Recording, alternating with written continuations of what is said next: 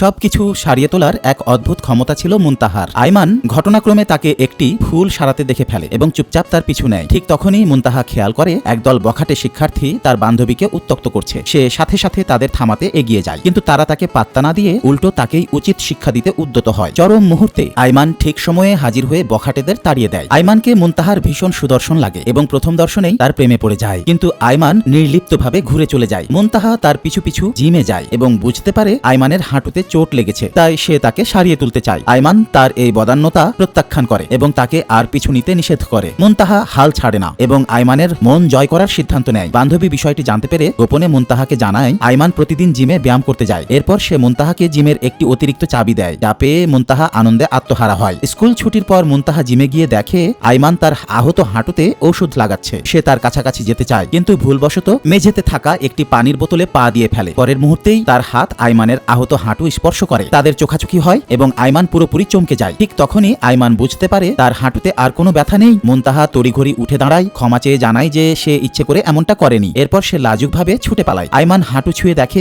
সত্যি ব্যথাটা উধাও হয়ে গেছে। জিম থেকে বেরিয়ে আসার পরে বান্ধবী তাকে জিজ্ঞেস করে আইমানের সাথে তার কি হলো। হতাশ মুনতাহা জানায় আরে সব গুবলেট পাকিয়ে গেছে এবং আইমান হয়তো এখন তাকে বেশি ঘৃণাই করবে। বান্ধবী জিজ্ঞেস করে তুই কি ওকে মেরেছিস? বান্ধবীর কথা শুনে মুনতাহার হঠাৎ মনে পড়ে আরে সে তো বেশ শক্তিশালী। সে কল্পনা করে আইমানকে দেয়ালের সাথে চেপে ধরে সে মিষ্টি মিষ্টি কথা বলছে। তার দৃঢ় বিশ্বাস ছিল এই আন্তরিক স্বীকারোক্তিতে আইমানের মন গলবেই। তাই পরের দিন সে সরাসরি আইমানকে থামায় এবং নিজের পরিকল্পনা শুরুর সিদ্ধান্ত নেয়, কিন্তু সে বুঝতে পারে তার উচ্চতা যথেষ্ট নয় আর পরিস্থিতি চরম অস্বস্তিকর হয়ে ওঠে। অপ্রস্তুত মুনতাহা জানায় সে কেবল তার ব্যাগটা বহন করতে চেয়েছিল, কিন্তু আইমান আবারও তাকে প্রত্যাখ্যান করে। মুনতাহা সরাসরি তার ব্যাগটা কেড়ে নেয়, যা দেখে আইমানের হঠাৎ তাকে কিছুটা মজার মনে হয়। পরে আইমান যখন লাইব্রেরিতে একটি বইয়ের দিকে হাত বাড়ায়, মুনতাহাও তার পিছু পিছু সেখানে যায়। মুনতাহা দ্রুত তাকে সাহায্য করতে এগিয়ে যায়, কিন্তু ভুলবশত বুক শেলফে ধাক্কা খেলে আইমান সাথে সাথে তাকে রক্ষা করে। মুনতাহা আবার ক্ষমা চায় এবং অপরাধবোধ নিয়ে চলে যায়। আইমানের মনে পড়ে সেদিন মুনতাহা তার পা ছোঁয়ার পর তার হাঁটুর চোট আর কখনো ভুগায়নি। কৌতূহলী হয়ে সে সাথে সাথে পলায়নরত মুনতাহার পিছু নেয়। সে সরাসরি জানতে চায় তার কোনো বিশেষ